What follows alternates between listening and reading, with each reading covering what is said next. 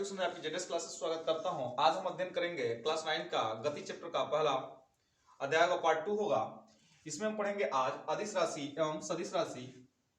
दूसरा हमारा टॉपिक होगा दूरी और विस्थापन। तीसरे टॉपिक होगी एक समान और असमान गति। चौथा टॉपिक होगा चाल और औसत चाल और एक होगा तात्क्षणिक या तत्कालिक चाल।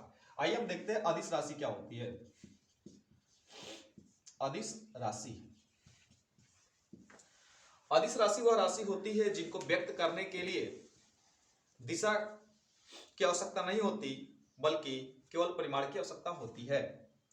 वह राशियां जिनको व्यक्त करने के लिए केवल परिमाण की आवश्यकता होती है, दिशा की आवश्यकता नहीं होती है, उसे हम अदिश राशियां कहते हैं। जैसे अदिश राशि में आ जाएगा, जैसे घनत्व होता है, घनत्व के बाद जो है आपका आयतन है, आयतन के बाद हो जाएगा क्षेत्रफल, हो जाएगा कार्य, हो जाएगा।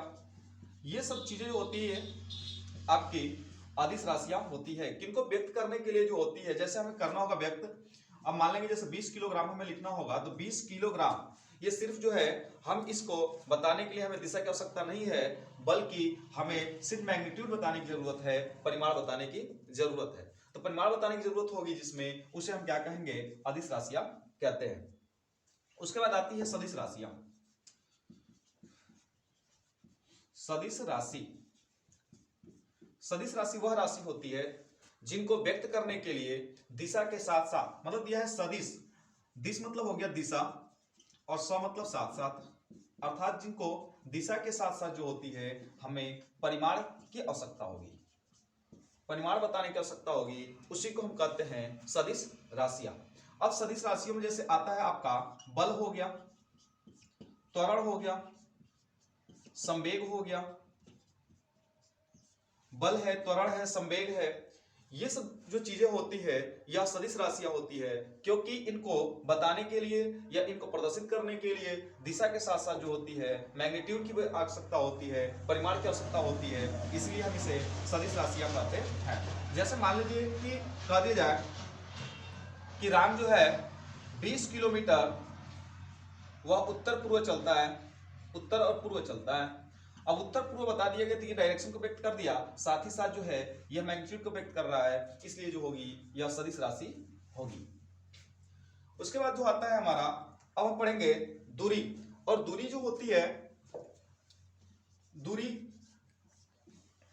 दूरी जो है किसी वस्तु द्वारा तय किए गए मार्ग की लंबाई को ही दूरी कहते हैं। किसी वस्तु द्वारा तय किए गए या किसी व्यक्ति द्वारा तय किए गए मार्ग की लंबाई को दूरी कहा जाता है।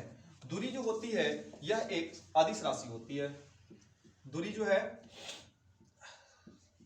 यह जो है आपकी अदिश राशि है, क्योंकि जैसे मैंने कह दिया 5 किलोमीटर, तो 5 किलोमीटर जो है यह आपके इस मैग्नीट्यूड तो दिया हुआ है लेकिन डायरेक्शन नहीं दी गई है, तो डायरेक्शन नहीं दी गई है इसलिए यह जो होगा अदिश राशि हो जाएगा। और दूरी की मात्रक की बात कर ले तो दूरी की मात्रक जो होती है मीटर होती है। दूसरा देखते हैं विस्थापन। विस्थापन क्या होता है, तो दो बिंदुओं के बीच न्यूनतम बीच की दूरी को ही विस्थापन कहा जाता है, डिस्प्लेसमेंट कहा जाता है। अब देखते हैं हमें इसमें देखना है कि दूरी और विस्थापन में अंतर क्या होता है। तो दूरी और विस्थापन में अंतर की बात कर लेते हैं। दूरी और विस्थापन में अंतर, देखिए दूरी जो होती है, सबसे बड़ी चीज क्या है कि दूरी जो है ये अदिश राशि है, जबकि विस्थापन जो होता है सदिश राशि होती है। दूसरी बात होती है कि दूरी सदैव धनात्मक होती है, जबकि विस्थापन जो होती है धनात्मक, ऋणात्मक और शून्य भी हो सकती है, मतलब शून्य होती है। दूसरी बात है कि दूरी मार्ग द्वारा तय की गई लंबाई है, किसी पथ द्वारा, सॉरी किसी व्यक्ति द्वारा,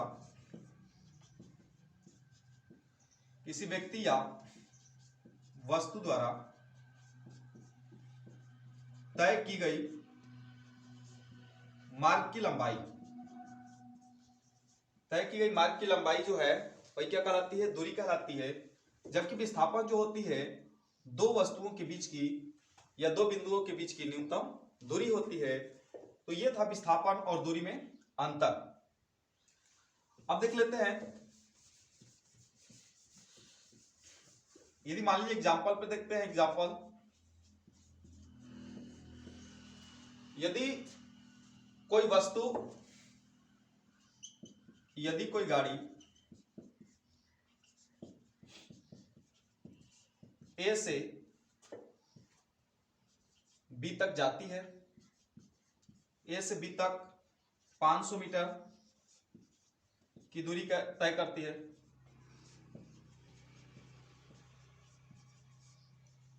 तथा पुनः बी से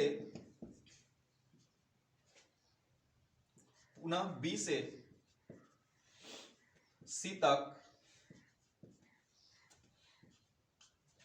40 मीटर की दूरी तय करती है, तो कुल विस्थापन की बात कर लें। कुल विस्थापन एवं कुल दूरी,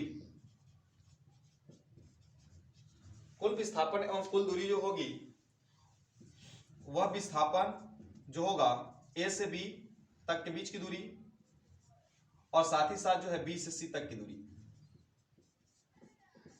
तो यहां पर देखें कि ए से बी तक की दूरी जो तय की है 500, और प्लस बी से जो तय की है ये जो है सी तक 40, तो ये हो जाएगा 90। अर्थात कुल विस्थापन जो होगा 90 मीटर होगा, जबकि कुल दूरी भी जो होगी यहां पे 90 मीटर होगी। उसके बाद आता है, यदि मान लीजिए कि यही कोई पॉइंट है, एक व्यक्ति जो है ए से बी तक गया और बी से सी तक गया। यदि मान लेते हैं कि ए से बी तक की दूरी 100 मीटर है और फिर बी से सी तक की दूरी जो है 200 मीटर है, वह ए से सी तक जाता है, तो उस और पुनः क्या करता है कि सी से बी तक वापस आ जाता है। तो पूछा जाए कुल दूरी कितना तय किया, तो कुल दूरी जो होगी ए से सी तक जाने में उसने, और ए से सी तक जाता है और पुनः बी से सी तक आ जाता है, सी से बी तक आता है, तो कुल दूरी जो है 100 प्लस 200 प्लस 200। तो यह हम देखें यहां से जो दूरी हो जाएगी वह कुल दूरी हो गई आपकी 500 मीटर। वह 500 मीटर की दूरी तय कर लिया। लेकिन अब विस्थापन की बात कर दें तो विस्थापन जो होगा हमारा वह बी पर आकर रुक गया है, तो ए से बी तक का विस्थापन जो होगा वह कितना होगा, तो 100 ही होगा, 100 मीटर ही होगा। अब जो होता है, यदि कोई मान लीजिए कि वस्तु जो है वृत्ताकार मार्ग पर चल रही है, तो जितनी वृत्ताकार मार्ग पर चलेगी तो उसका विस्थापन जो होगा, बार बार वो गति को दोहराएगी तो उसका विस्थापन जो होता है 0 होता है। अब देखते हैं एक समान और असमान गति।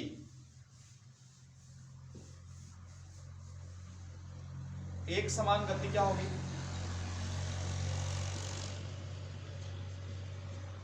जब कोई व्यक्ति या वस्तु समान समय अंतराल में समान दूरियां तय करती है, उसी को हम कहते हैं एक समान गति। जब कोई वस्तु या व्यक्ति समान समय में समान दूरियां तय करता है, उसी को हम एक समान गति कहते हैं। जैसे मान लीजिए कोई व्यक्ति जो है यह घर से यह मार्केट तक जाता है, जो 5 किलोमीटर की दूरी जो है 5 किलोमीटर की दूरी वह 20 मिनट में तय कर लेता है, और मार्केट से पुनः उतना ही दूरी जो है 20 मिनट में ही चला आता है वापस, तो उसको कहेंगे हम एक समान गति। अर्थात जब कोई व्यक्ति समान समय में समान दूरी तय करेगा उसको हम एक समान कहते हैं। और यही आता है असमान गति। जब कोई व्यक्ति समान समय अंतराल में भिन्न भिन्न दूरियां तय करता है, उसको हम कहते हैं असमान गति। अब असमान गति क्या होती है कि मान लीजिए वही व्यक्ति जो है 5 किलोमीटर की दूरी जो है 5 किलोमीटर जाता है, 20 मिनट लेता है, लेकिन जब वही 5 किलोमीटर जब वापस आता है तो कम ही समय, मतलब मान के चलिए कि वह जो है वही दूरी जो तय करने में बहुत कम समय लेता है, या मान लीजिए कि अब 20 मिनट जो ले रहा था अब वो 15 मिनट में ही तय कर दिया, तो इसको हम कह सकते हैं या कह देंगे असमान गति। उसके बाद आता है अब चाल।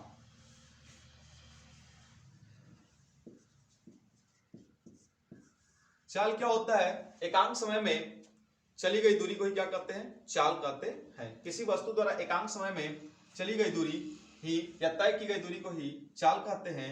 चाल जो होती है, चाल बराबर होता है दूरी बटा समय। अब इसकी मात्रक की बात कर लें तो इसका मात्रक होता है मीटर प्रति सेकेंड, मीटर प्रति सेकेंड होता है। तो अब मान लीजिए कोई व्यक्ति जो है, कोई व्यक्ति 100 मीटर की दूरी 100 मीटर की दूरी 10 सेकेंड में तय करता है, 10 सेकेंड में तय करता है, तो उसकी चाल क्या होगी? तो हम लिख देंगे 100/10 अर्थात 10 मीटर पर सेकेंड होगी। नेक्स्ट आता है औसत चाल।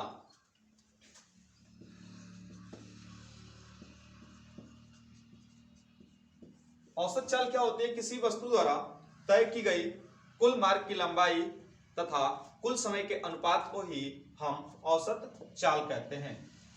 किसी वस्तु द्वारा तय की गई कुल मार्ग की लंबाई तथा कुल समय को ही, समय के योगफल को ही हम औसत चाल कहते हैं। अब मान लेते हैं कि कोई वस्तु जो है अलग अलग दूरियां, माना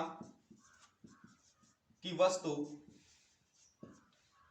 अलग अलग दूरियां जो है S1, S2, S3, S4 दूरी जो है क्रमशः T1, T2, T3, T4 second में तय करती है। तो औसत चाल जो होगा, औसत चाल वह हो जाएगा S1 + S2 +